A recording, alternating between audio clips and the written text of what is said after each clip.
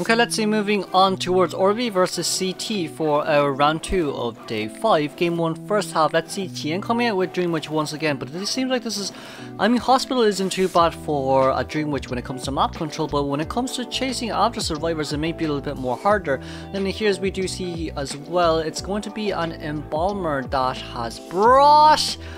Flywheel with big heart, but it has been baited down by Tien here, sadly. Now then, getting an immediate hit right there as well, but at least the good news is Embalmer is trying to rotate around in middle just so that the follower is not, you know, leaving just yet. But it does seem like Dream Witch wants to pull the Embalmer's follower a little bit far away.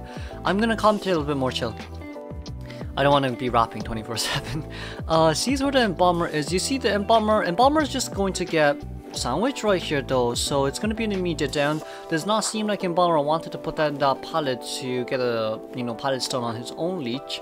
So more of an unfortunate situation there coming from Tia's side, as we do see here as well. This is going to be a mini lag from the stream. And I did dash. Okay, now after Charin decides to immediately embalming step, but little did he know Dream Witch has a patroller's bite here though, but it does seem like we're going to put down the patroller and it's going to be an immediate bite. Regardless of what happens here, you're just going to get bit once again right after using that. Of course, changing followers, getting the Embalmer down.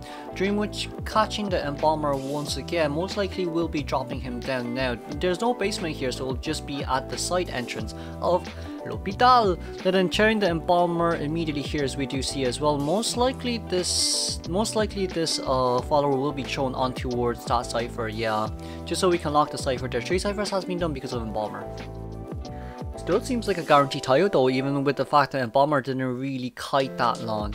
But considering it's a Dream Witch, you can't really go out to look for more when you're after someone already, considering that you need to use your patrollers to down someone. Sandwiching is fine and all, but against really good teams in general, it's really hard for you to sandwich overall.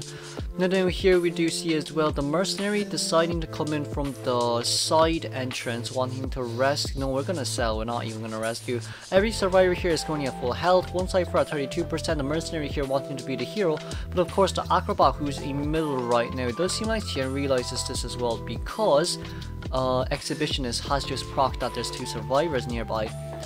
Now then, seeing we are the acrobat decides to leech on towards the acrobat, but it does seem like this follower will be stopped as well alongside with the Dream Witch, but the main body being in middle, in hospital. But of course, there is a leech on acrobat side, but I don't even think you can cipher control here anymore unless you can get the acrobat down ASAP. Because we do see here as well, Acrobat's just popping down pallets and Mercenaries decoding that cipher near Acrobat. Mercy isn't scared. That cipher is only at 24% as well, so they can just open an extra one whenever they want. The cipher, I mean, the way they spread out the cipher is very nicely done as well. But I guess at the end of the day, the patroller coming out for the immediate bite.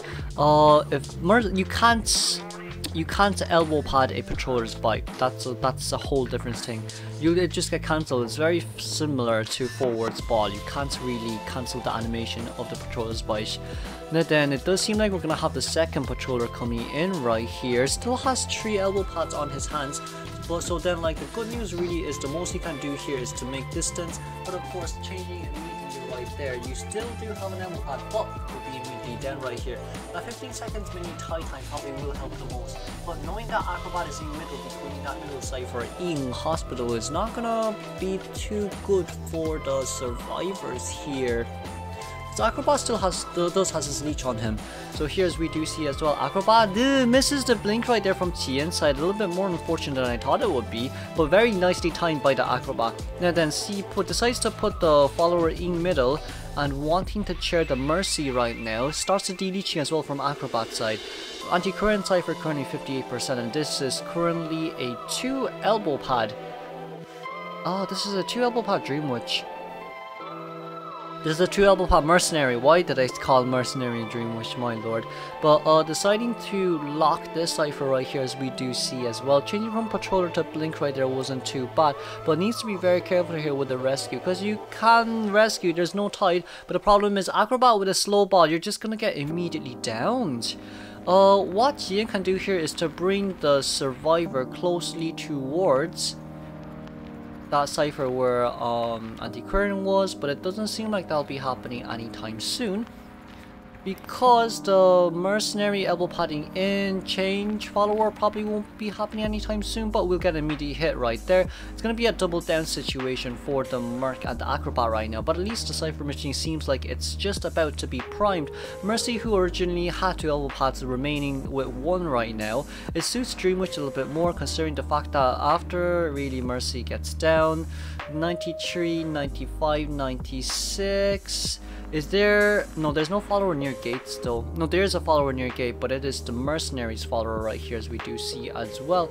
And then Tian wanting to look for as much people as possible. We do see the Acrobat's already opening the shock gauge, but also it is currently... they're both here. They're both here. That's not ideal. It's not ideal that they're both here, but of course the Dreamwish's main follower is stopping there as well. Mercenary still does have an elbow pad, so there is a chance that this can become a dungeon, but Mercy can't take tank to hit though, since he's currently at half health. It's really up to Mercenary right now how he's going to use his elbow pad, but where it currently is the anti-current is the real question. Anti-Quarian is not near the gate just yet, but CT the Mercenary will be blinked down right here. Nothing much you can do about that. But it's going to be a tie here from Tian's side. Moving on towards second half. Okay, on towards second half we go. It does seem like Knight is coming out with his Hermit for game 1. But in this map, isn't that a little bit hard though? Especially against a pro team like this. We do see as well the team combats currently a Psychologist, Female Dancer, a Mercenary, and a Prospector.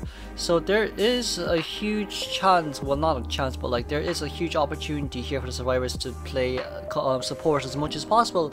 Then a Female Dancer dancing away right here decides to not waste any time and immediately getting her dance on towards cooldown. Tao Xin decides to rotate away, and of course Jia Xin being in middle right here trying to get to the Knights as much as possible. Does it seem like we'll be having survivors decode anytime soon? But there's one cipher going pretty darn fast, and I think that possibly...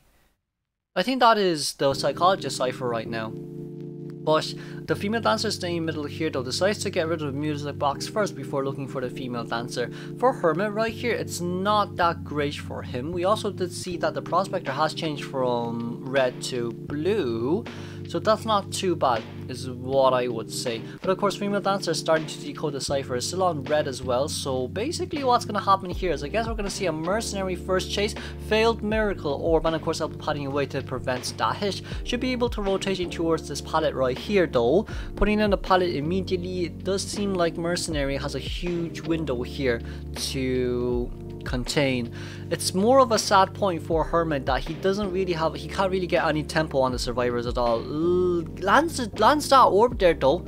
Lands that orb there though, even with the fact that there are obstacles nearby. Jasin getting a chip right there, but he, I mean his mini tie wouldn't really work much, but really against a Hermit it doesn't really matter much. If the survivors want, they can have both. Well, I mean, it's a bit risky for a Female Dancer to change to blue here. Not because of the fact that, you know, she shouldn't. It's genuinely just because of the fact that if Female Dancer changes to blue, female will be half health, and if Hermit has teleport, then it will be over. But here's we do see as well, it's not a teleport, so it's a blink. So at least, so like survivors here can just change as much as they want. Is what I believe. They can change as much as they want now. Then the Psychologist and the Female Dancer has now changed, taking a third of the hit right there. I think it's 0.2 from Hermit's side if you divide it by 3. Mercenary still has an elbow pad if he wants to rebound Kai, but the ciphers here, as we do see as well, there's a slow music box and the ciphers. All ciphers are 30% plus. That's not a good sign.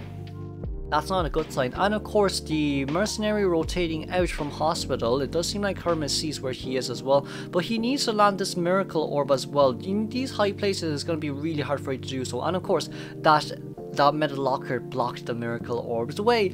I wouldn't really, like, I can't really say much. Like there's like, I can't really say like, oh no, Hermit's not doing well enough with his Miracle Orbs. It's really just with the, it's like you saying, yeah, let me play. Who's a good analogy for this? I don't know, who shoots? Let me play Walk Stars in this map. It's not easy. It's hard. There's so much long walls here for you to shoot.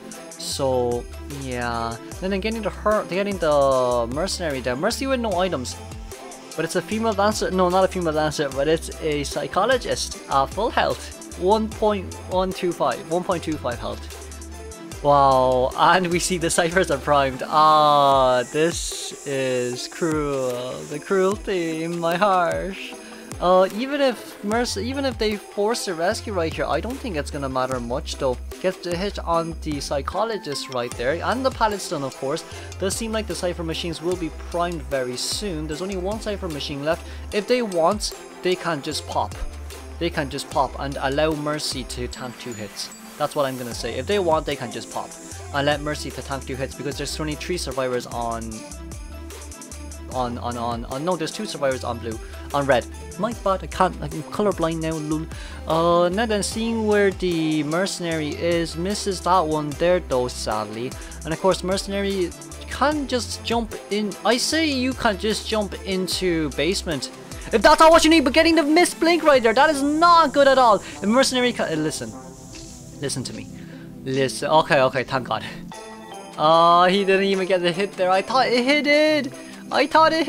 Mercenary has a huge chance. Mercenary has a huge chance here to get towards dungeon. A huge chance, but he doesn't have any items, which is a little bit more unfortunate than we thought it would be.